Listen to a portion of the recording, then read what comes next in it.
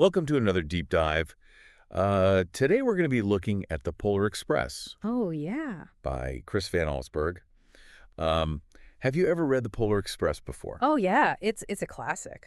It really is. And we're going to be talking about some of the hidden depths Right. to this seemingly simple story of a boy going to the North Pole. Yeah, it's a story that really sticks with you. Absolutely. One of the things I think that's so compelling is Yeah. how Van Allsburg sets the scene, like, right from the beginning. Oh, yeah. He starts with this really quiet, almost hushed tone Uh-huh. as the boy's lying in bed, Yeah. hoping desperately to hear, the sound of Santa's sleigh bells. It's so powerful. You can just feel Yeah. yearning, the desire to believe. Yeah, that longing. But of course, instead of sleigh bells, He's what right- does he hear? Well, he hears this, like, hiss of steam and the squeak of metal, Yeah. And the way that train arrives, Oh, it's not just oh, a I- train. no, it's not just a train pulling up. It's like this magnificent, almost otherworldly presence that just sort of emerges from the snowy night. And then the conductor just says, well, are you coming? Yeah, And it's an invitation to step into the unknown, to right. kind of embrace this possibility of magic. And what's interesting is that the boy hesitates for a second. Yes, he does. He's obviously drawn to it, but there's a part of him that's holding back. I Right. think maybe it's doubt or maybe a fear of disappointment or something. Yeah, and before we go too far, let's not forget the Yeah. dedication of the book Oh, right. to Karen. Karen. Who's Karen? Right. And why is this story dedicated to Karen? That's a great question. Yeah, it really makes you wonder. It does add a layer of intrigue, doesn't it? It does. Makes you think, like, maybe there's a personal element woven into this narrative somehow. Right. We don't really know, but it certainly sparks curiosity. Okay, so let's talk about the journey Okay. on the train. The train car is filled with all these kids in pajamas. Yeah. They're singing Christmas carols. It's like a big party. It is. And they're eating all these incredibly rich, Oh, yeah. decadent treats. It's a feast for the senses. It is. Van Allsburg uses such great sensory language He does. to describe it. You can practically smell the hot chocolate Yeah, I know. and taste the candy cane. Exactly. It's amazing. But what's so interesting is the contrast Yeah. between that That was- cozy, Yeah. festive atmosphere Yeah. and the landscapes that they're passing through. Right. I mean, you go from this, kind of warm, inviting space, Yeah. and then you're looking out the window and it's like dark forests and Yeah. towering mountains. And then eventually this vast icy desert, the Great Polar Ice Cap, the Great Polar Ice Cap. which is pretty amazing. It is. And, And the train never slows down, by the way. it never does. Yeah. It's just like full steam ahead. Yeah, it just keeps going Yeah. no matter what, almost like it's being driven by some force Yeah. greater than itself, It's true. What do you think? Is this just a train ride or is it a metaphor for something else? I think it's a metaphor. I think so, too. Yeah.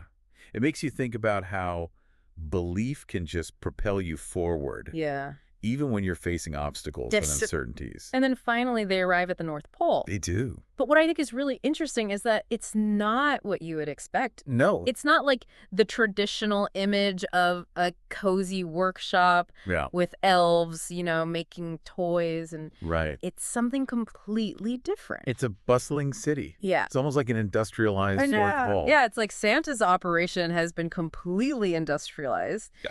which is really a kind of a departure from the Yeah. classic imagery. But there is this sense of anticipation building. Serious. Yeah. The elves are gathering, the reindeer were prancing, Everyone's getting ready. they're all waiting for Santa, Yeah.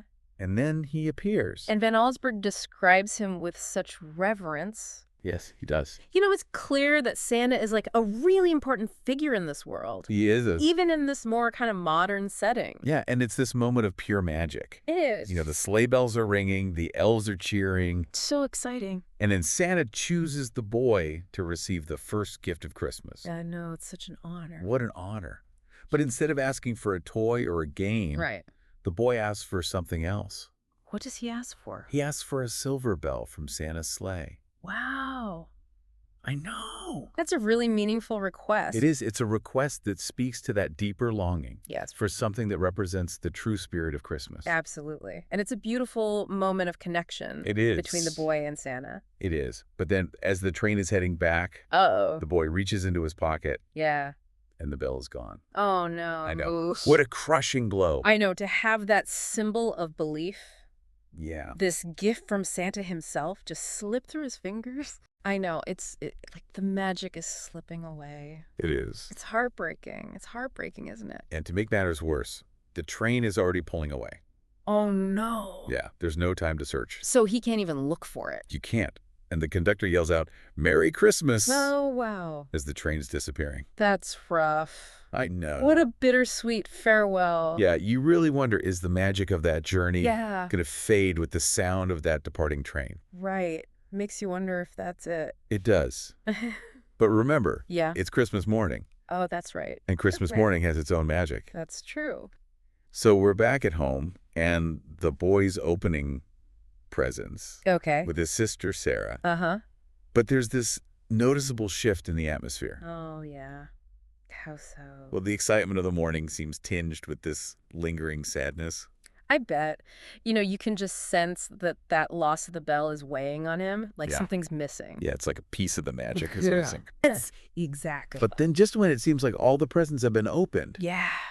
Sarah discovers one last box Oh, really? hidden behind the tree. Wow, a last-minute surprise. Yes, a small box with the boy's name on it. Oh, that's so great. And inside the box, he finds the silver bell. No way. No, it's like a piece Yeah. of the North Pole Yeah. has found its way back to him. Oh. And there's this note from Santa that says, "Found this on the seat of my sleigh. Fix that hole in your pocket." Oh, my God. Signed, Mr. C. That's so sweet. It is, not only did Santa return the bell, Right. but he also took the time to point out the Yeah. hole in the boy's pocket. I love that detail. It's like this gentle reminder to be more careful, Yeah. but also this acknowledgement of the boy's fallibility. Right. Santa knows that even those who believe can make mistakes. That's true. That's such a great point. So the boy shakes the bell, and it makes this beautiful sound. Okay. But his parents can't hear it. Oh, no, they can't hear He it. can't hear it. They tell him it's broken. So this is where it gets really interesting Uh-huh. because now it's like the ability to hear the bell Yeah. is somehow tied to belief. Right. It's not that the bell itself is magical. Exactly. It's about the perception of the listener. Right. The boy and his sister can hear it Yeah. because they believe, But their parents can't. because they've kind of lost that childlike capacity for wonder. Exactly. Yeah. It's like we get so focused on the practical and the rationale Uh-huh. that we lose sight of the magic That's true. that's all around us. And as the boy grows older, Yeah. you know, we learn that the bell's sound fades for his friends too. It does, even for his sister, Sarah. Oh, wow. Eventually, she stops hearing it. Even Sarah. Even Sarah. That's so sad. It is. It's like the magic that we experience as children Yeah. can fade as we grow older. Yeah. But the story doesn't end there. It doesn't. No. But despite the fact that others can no longer hear it, Yeah. the bell still rings for the boy. That's so powerful. It is.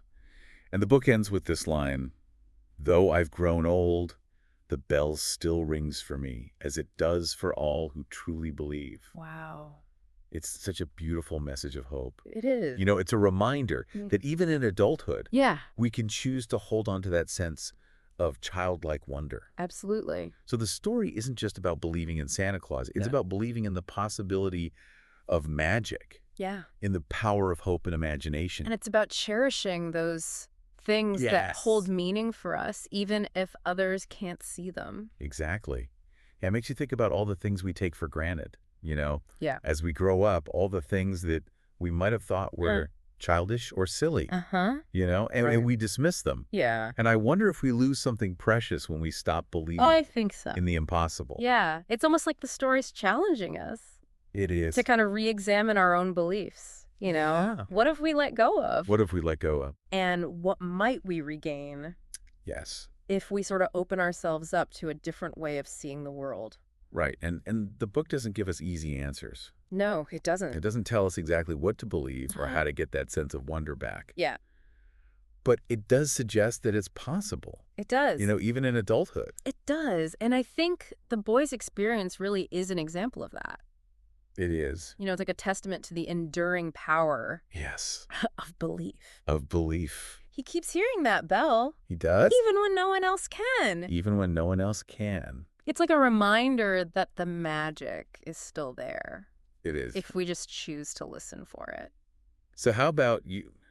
Have you ever held on to a belief Oh, yeah. a feeling, an Definitely, yeah. experience Mhm. that other people couldn't quite grasp, I think we all have, you know. something that held deep meaning for you, Right. even if it seemed intangible or, Yeah, like our own silver bells, so to yes, speak. own silver bells. Things that maybe resonate with us on a deeper level, Yeah. that spark our imagination or ignite our passions, Yes. remind us that, you know, there's magic Yeah, out there if we're just open to it. absolutely. This deep dive has definitely made me think about Yeah. the things that I hold dear, Yeah. the beliefs that shape my world, Uh-huh. even if they're not always visible or easily explained. And that's kind of the beauty of it, isn't it? It is. You know, like the Polar Express, it's an invitation to embrace the mystery, To embrace the to mystery. acknowledge that there's more to life Yes. than what we can see and touch, you Yeah. know? To look for the magic in the ordinary moments. Exactly, to hold on to that sense of wonder, Yeah. that belief that anything is possible. That anything is possible. Thank you for joining us on this deep dive Yeah, thanks for having me. into the Polar Express. May the sound of those silver bells Ah. ring in your heart and remind you of the power of belief.